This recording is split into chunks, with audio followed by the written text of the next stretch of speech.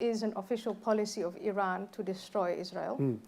And it is rightfully so that Israel is probably more worried today about Iran than they're worried about ISIS. It's an official policy of Saudi Arabia to destroy Israel. And Saudi Arabia is not going to send troops or throw rockets at, but will give money to all kinds of non-state actors that will do that, finance, in madrasas, Islamic centers, that sort of, thinking about the Jewish state. And I think the one thing that makes it extremely is the scapegoat bit of it. But these countries, none of these countries are democracies. Some of them are aspiring to be theocracies. Iran is a theocracy, Saudi Arabia is a theocracy, and then all these other jihadists are aspiring to be theocracies, or they are not theocracies like Egypt.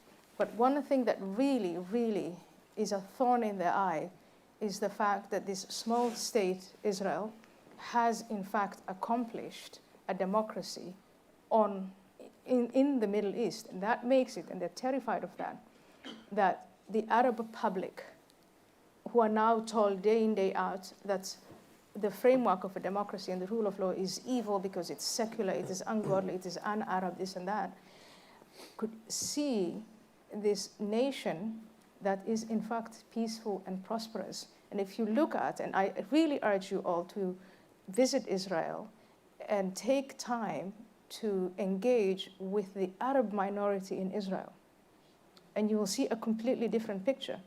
To live as an Arab in that entire region, you're most comfortable. In fact, unless you are extremely wealthy and male, you're very comfortable being an Arab Israeli. So on that point, actually, when surveyed, because I wrote about this, because we spoke about the hypocrisy of those who support lifting the sanctions against Iran, at the same time want to impose sanctions on Israel. And I wrote about this, and actually when surveyed, again, stats don't lie, right? And they've done these polls on Arab Israelis.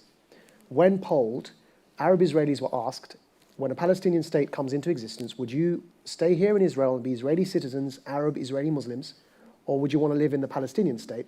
And the majority said they'd rather stay in Israel. Right, so they want to stay in Israel. That surprised me when I saw, because I used to, obviously being Hizb ut-Tahrir, I used to be completely, not just anti-Israel, anti-Semitic, I'm ashamed to say. And I've been on my journey, I've visited Israel, I think 3 times now. And my own views on this have changed, right? So when I first came across that poll, I realized actually there's an untapped resource that Israel has. And that's why actually I think there's a charity called here, the Abraham Fund, that seeks to promote the voices of Arab Israelis. And they're having a dinner soon in London, actually. And I'd suggest everyone looks into them, because if you can amplify the voices of Israeli Arabs to speak of their experiences, it can only enrich that conversation. Yeah.